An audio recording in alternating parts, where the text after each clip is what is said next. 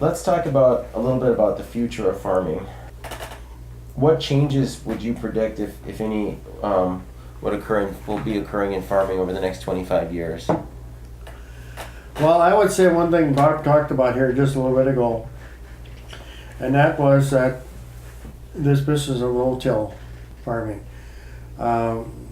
It's really been quite something in that Barb talked about how they had been working with it, and I think it's quite a thing. It's happening in our place, and it's been happening in our neighborhood. And I would say they've maybe gotten away from no-till a little bit to minimum tillage. Right. And so it is quite a thing in that. And there's one thing that's going to happen. The soil that we have is here now, and it'll be here after we're gone, and not enough of that. But we have to try to take care of it for future generations. And I think basically farmers are good stewards of what they have, Yes. because this is our life. Mm-hmm. Yes.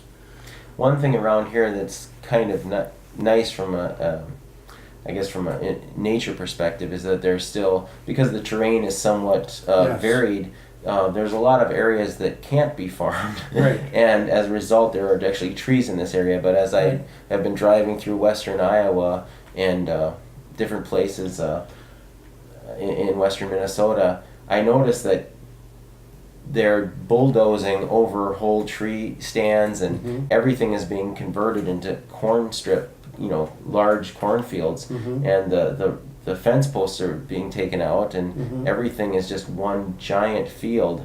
And even though that seems like a very economical thing to do, I would think that it's very difficult for animal diversity, and it's also extremely boring from just a pleasure perspective to drive through these endless areas of flat fields that have no trees and I think that's what attracted our early pioneer forefathers to this area too, was that there were the hills and the valleys. And that's what Spring Grove is known for, is for the springs of water that were here and the groves of trees that provided for their lifestyle. They had the trees to use for building, and they were always looking for a source of water. So, and it seems like a lot of people these days too are moving away from cattle and animals in general, perhaps because it's so much work and you don't have time to go on vacations and other things. But do you predict that animals are going to be continually less and less of a play continually less and less of a role in agriculture in the United States? I think they will just become larger enterprises. Right, exactly.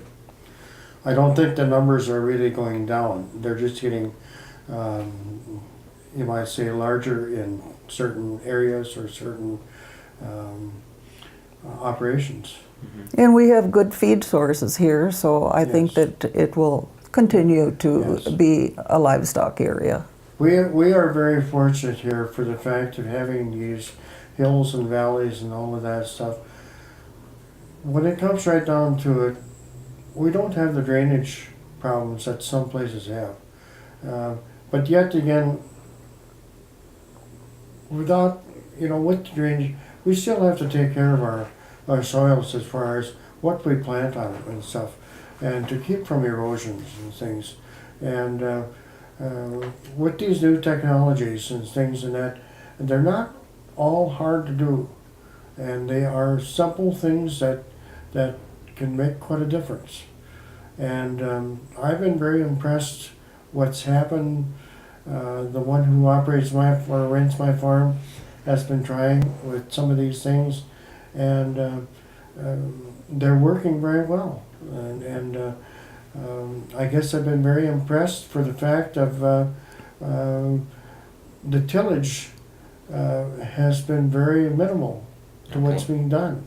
That's interesting, because if I were a renter, it would seem to me that it would be in my best economic interests to not do to always use the most the type of farming that would produce the greatest crop, Right. at least in the next year or two, Yeah. and be less concerned about the long-term soil management. Right. But you find that renters are also concerned about the long-term soil Absolutely, because it's our life, our living. Yes, yes. So we want to take care of it and preserve Yes. it. We do not want to neglect or do bad things with it. I think the other thing too, and that is also capping, is compaction. We have to be careful a bit here, how much we keep tracking and pressing on these soils and things like that, and also with certain crops that we can raise, and that will help loosen some of these soils to be able to produce. And I think the one thing that's just happening that, you know, with some of these crops, by going to some of these no-till things and that, you may not see the full yield this year or into next, but the coming future will, because by doing a few of these different soil practices, you will increase in some of those things to make it produce better with less tillage. Jay has started a new little enterprise, and he is utilizing gypsum in his soil. And they had a little gathering on the farm and had soil samples from many, many different places around the county, and showing how places that used it, what type of crop had been on the ground, which it had been treated with or used or not used, and how it was affecting things as far as, you know, moisture control, all of that. So it's a good conservation method. Mm-hmm. Yeah, I think it's also interesting that now I didn't realize that you were my cousin, Barb, until you had taken the genetic test. But as more and more people are, and I knew that you were my cousin because we share a common last name, and of course we have traced that back. But it's interesting, as more people take the genetic test, I realize that everybody is sort of related to everybody, and further that, you know, if you know, of course I'm interested in the good of my children, but eventually my children are probably going to marry some other people, and my grandchildren are going to be part whoever they marry. So obviously from a stewardship perspective, we're all kind of together. We're like one giant family, and so what's good for one is also good for the other. And I think that that's one of the strong aspects of you know, these smaller communities, and you see it in 4-H and other things, is that we are kind of like a big family. Yes, yes. And do you feel like that ever has a negative side in terms of, I just remember planting when I was younger and being embarrassed if I would sort of swerve off, because if it was in a visible place, then the neighbor might see that I didn't go in a straight row, or my dad or something. So I want it to be as straight as possible. Well, yes, that is a goal that a farmer likes to have, but it isn't the ultimate. Right, exactly. But you do kind of worry about, you know, the way what your neighbors are thinking, don't you, a little bit? I had this happen, I think it was maybe about the first year we were married and that, and I had seeded oats, and I drove the best, and I knew and stuff like that, and well, here the grain come up and that, and it was not right, you know, and hadn't driven nice, and so both my dad and my father-in-law said to me, well, we sure see the rabbit trails today. And of course the rabbit trails were because it wasn't seeded through some of the spots. So the years afterwards, that never happened again. A learning experience. It was a learning experience, and they were some of the things, I think, and that's how you learned on some of those things. At the time, they were not costly, but yet again, you learned that you weren't going to make that kind of mistake again.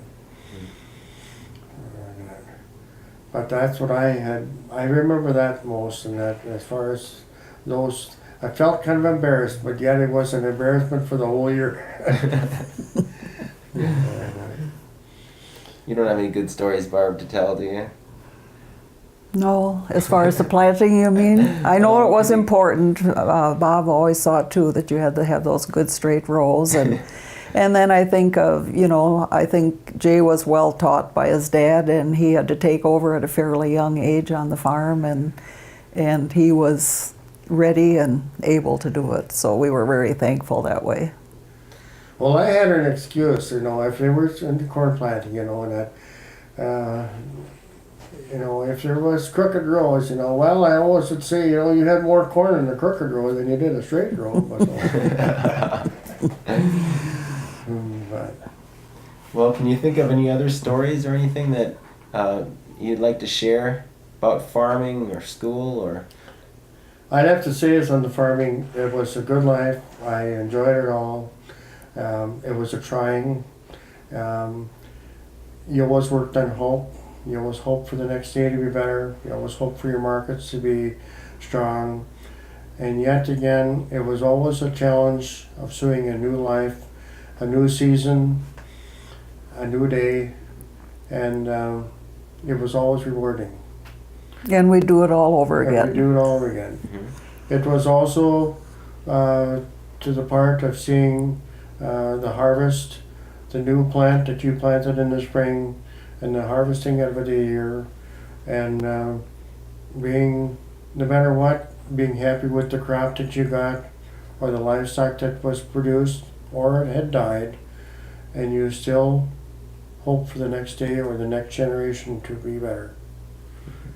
And I wouldn't change a thing for it. It seemed like the income was always the extra, but the glory of seeing that new creation and that new season and that new year come was always a reward. But maybe you have something better to say on it. No, I don't think so. That's said well. Yeah. Farmers are people of hope. Yes, yeah. There's always the promise of a new season and a new opportunity. Yeah. I guess the other thing about it, we always worked with it, but we always had somebody up above that always kind of was watching us do all these things, and we were always pretty fortunate to succeed one way or another.